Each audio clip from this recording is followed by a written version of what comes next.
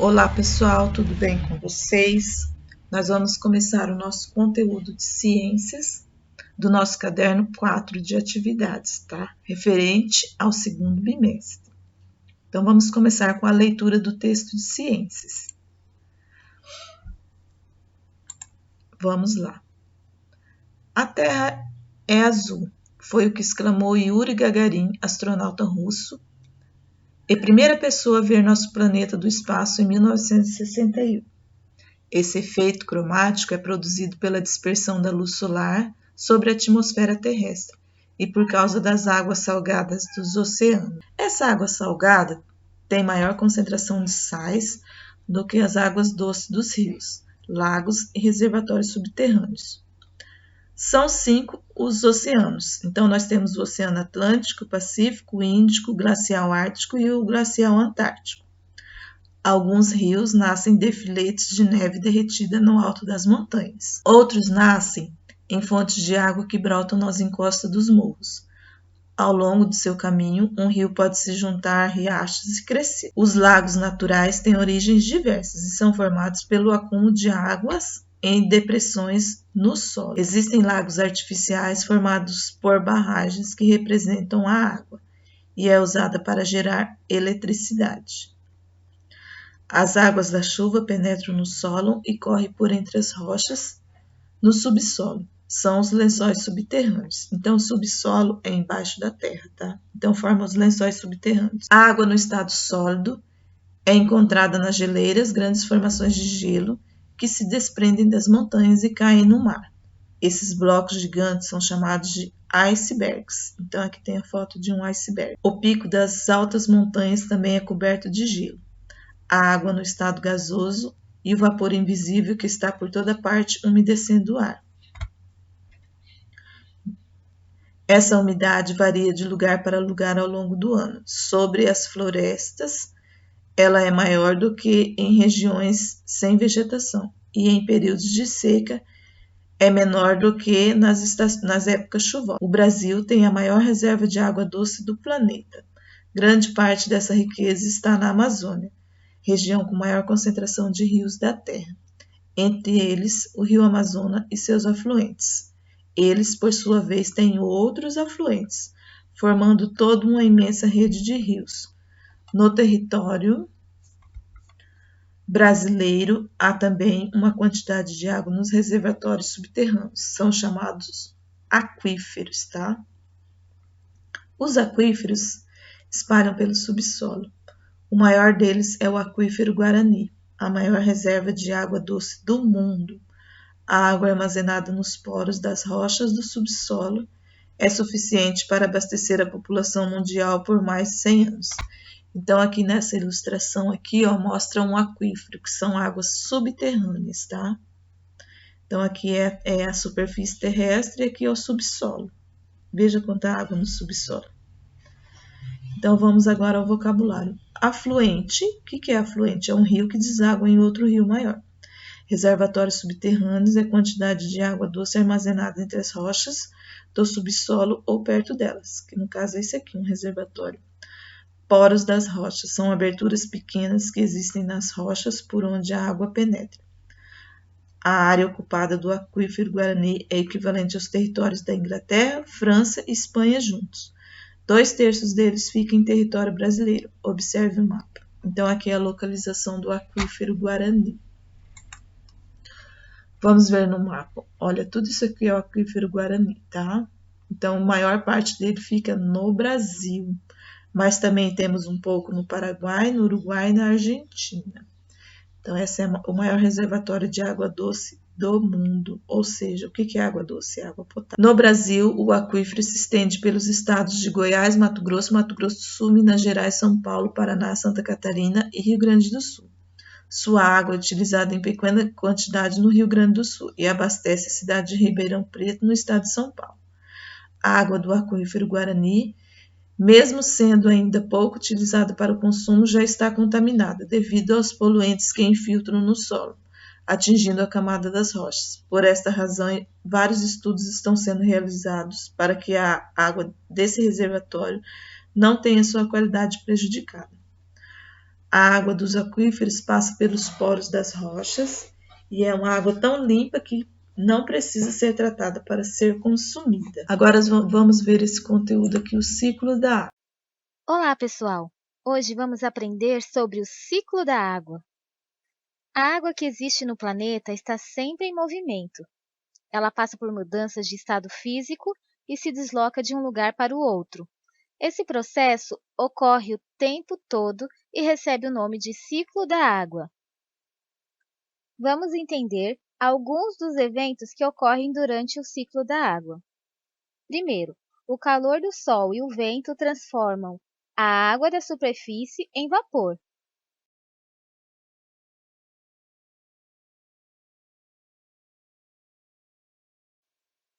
As plantas eliminam vapor de água por meio da transpiração. O vapor de água sobe. No alto, sob temperaturas mais baixas, ele se transforma em gotículas de água ou partículas de gelo, formando as nuvens. As nuvens são deslocadas pelo vento de um lugar para o outro. A água das nuvens volta à superfície por meio da chuva, neve ou granizo. Parte da água do estado líquido penetra no solo, formando reservas de água subterrâneas, e outra parte cai nos solos, rios, mares e oceanos e pode evaporar outra vez. O ciclo da água garante que os diversos ambientes da Terra mantenham seus níveis de água constantes. Isso é fundamental para uma série de atividades humanas. A agricultura, por exemplo, é uma atividade que depende diretamente da água, pois ela é fundamental no desenvolvimento das plantas cultivadas. Por isso, existem recursos como a irrigação para garantir que as plantações recebam água. Muitos países também usam a água para a geração de energia elétrica.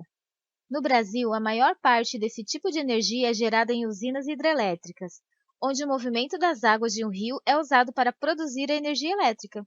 O consumo de água doce não para de aumentar ao redor do mundo, em função do aumento populacional e do aumento do uso nas produções industrial, agrícola, entre outras. Além disso, parte das fontes de água para uso humano é continuamente poluída, tornando-a imprópria para consumo.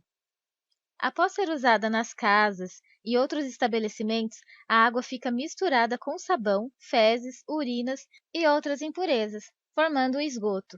Assim, se não houver economia e cuidado com esse recurso, não só a água disponível para consumo humano, como também a água necessária à sobrevivência de praticamente todos os seres vivos, pode se tornar cada vez mais escassa. A circulação da água na Terra constitui o chamado ciclo da água. Nesse ciclo, a água está sempre mudando o estado físico. Vamos conhecê-lo? Então, número 1. Sob a ação dos ventos e dos raios solares, a água dos rios, lagos e oceanos evapora. Os seres vivos também perdem água pela transpiração e alguns animais pela urina. Esse é o primeiro passo do ciclo, tá? Então, é evaporação. Aí, o segundo passo. Os vapores da água sobem e encontram as camadas frias da atmosfera, condensando-se em gotículas de água, que formam as nuvens. Então, depois da evaporação, esses vapores sobem e aí encontram a parte gelada, as camadas frias lá da atmosfera, e aí se transformam em gotículas de água. Terceira parte. Essas gotículas se reúnem e formam gotas maiores, que caem em forma de chuva. Se o frio for intenso, eles formam neve ou granizo. Então, toda chuva e toda neve ou granizo é formado pela evaporação das águas aqui da superfície da Terra. 4. A água da chuva se infiltra no solo, onde é absorvida pelas raízes da planta, acumula-se entre as rochas, nas rochas porosas, chega à superfície, forma as nascentes dos rios. Então, aqui tem um desenho. Então, aqui acontece a evaporação, a água dos rios evapora com calor. Aí formam as nuvens, que é a transpiração. E aí depois ela se transforma em chuva, que cai de novo nos rios. E aí para abastecer os rios e os lençóis freáticos. A água é um recurso natural. Ela é um bem de domínio público. Todas as espécies da Terra têm direito a ela, pois é vital para a existência. A água propicia saúde, conforto e riqueza ao ser humano. por meio de seus usos, abastecimento das populações, irrigação, produção de energia, lazer e navegação. No mundo inteiro ainda domina a cultura do desperdício da água e a crença de que se trata de um recurso natural ilimitado, mas isso não é verdade, tá? A água pode acabar um dia. Afinal, sempre chove, sempre há renovação de água, o que não é verdade, pois o ciclo da água já não consegue mais purificá-la. O crescimento da população mundial está tornando a água um recurso natural estratégico. Para outros países, a cada 1.000 litros de água utilizado, outros 10.000 são poluídos. Dessa maneira, cada cidadão não só tem o direito de usufruir da água, mas tem o dever de preservá-la. Então, todos nós temos o dever de preservar e de economizar a água. Vamos ver aqui mais uma explicação sobre o ciclo da água. A variação da temperatura faz com o corpo passar de um estado físico para o outro. O calor resultante da luz do sol acelera a fusão e a evaporação de alguns materiais. Exemplos de mudanças de estado físico. Então, os estados físicos são sólido, líquido e gasoso. Então, o que é uma solidificação? É quando passa do estado líquido para o estado sólido, tá? Então, vamos ver um exemplo. A água no congelador se transforma em gelo, então houve a solidificação. A manteiga endurece na geladeira, também houve a solidificação. Gotas de parafina que caem de uma vela acesa se solidificam quando esfriam. Então, aconteceu o quê? Do estado líquido para o estado sólido. Agora, vamos ver o que é fusão. Fusão é quando se transforma do estado físico para o estado líquido. Por exemplo, chocolate e manteiga com o calor derretem. Até mesmo o próprio gelo, tá? O próprio gelo a gente tira do congelador e ele acontece a fusão. Então, ele deixa de ser um estado sólido para o estado líquido. Evaporação. Estado líquido para o estado gasoso. Então, quando o álcool evapora num frasco aberto em um dia quente.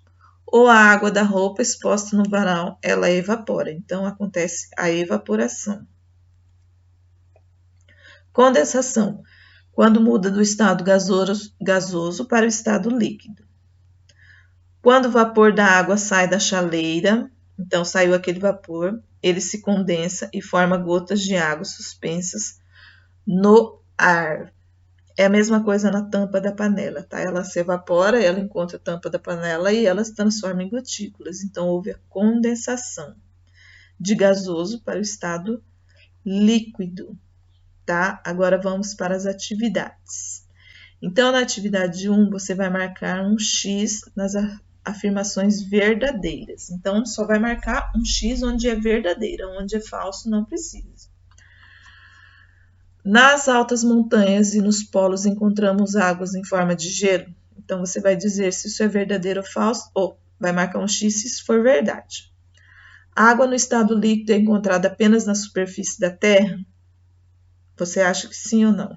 Então, marca o X. A água pode ser encontrada nos estados sólido, líquido e gasoso? A água compõe mais da metade dos seres humanos? 2. Em qual estado a água se encontra nos elementos da figura aqui, tá? Então, o oceano ele se encontra em que estado? Sólido, líquido ou gasoso? O iceberg, ele está no estado sólido, líquido ou gasoso? As nuvens, elas estão no estado sólido, líquido ou gasoso? E o ar, ele está no estado sólido, líquido ou gasoso? Tá? Isso aqui é para responder na número 2. A número 3, você vai definir. Então, você vai escrever o que é fusão, o que é evaporação, o que é solidificação, o que é condensação. E você vai escrever na número 4 como se dá o ciclo da água na natureza. Então, a resposta da 3 está toda aqui, ó, tá? E não tenho preguiça de escrever, tá? Pode escrever tudo. E como se dá o ciclo da água da natureza, aí você pode fazer essa parte aqui. Pode até resumir um pouco se quiser. 5. Atividade 5. O quadro mostra valores aproximados da distribuição da água no planeta Terra. Então, está aqui a distribuição da água: 96% da água estão nos oceanos e mares, 1% de água subterrânea, 2,9% nas geleiras e calotas polares e 0,00,9% estão nos lagos, rios, solos e seres vivos. Então, aqui é a fonte de onde foi tirada essa informação. Com base na tabela acima, classifique as frases em verdadeiro ou falso. Então, baseado nessa tabela, você vai colocar verdadeiro ou falso. A maior parte da água no estado líquido é doce?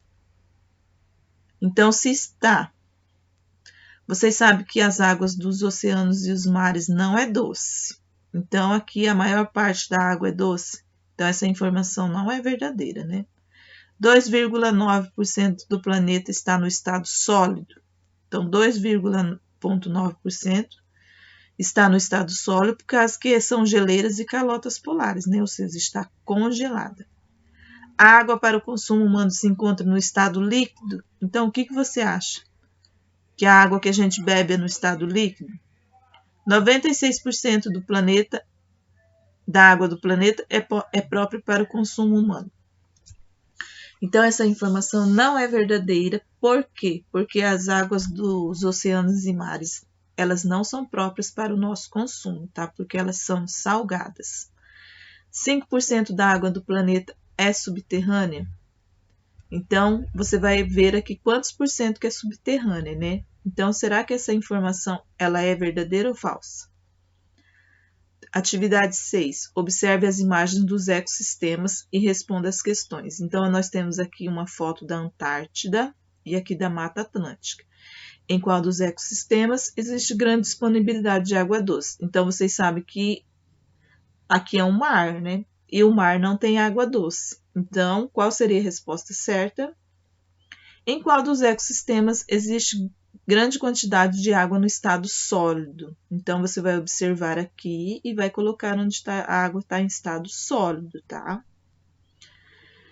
7. Escreva nos quadros o nome dos fenômenos relacionados ao ciclo da água.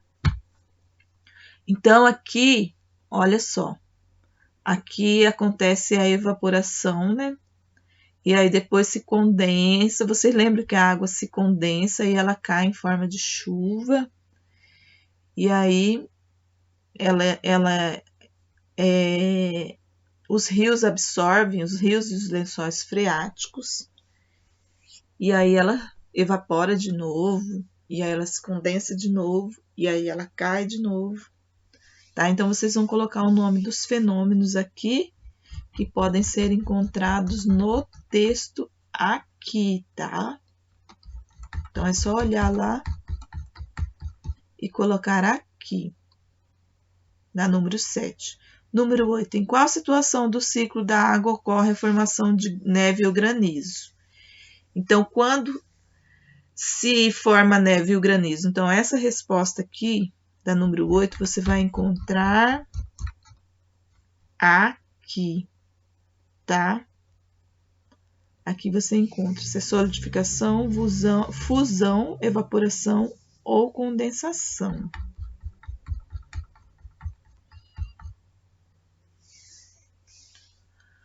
9. O que é um aquífero e qual é o maior deles? Então, essa resposta está lá no texto, na parte do aquífero, o aquífero Guarani, tá? 10. Onde está localizado o aquífero Guarani? E aí você vai colocar o nome dos estados onde estão localizados, tá?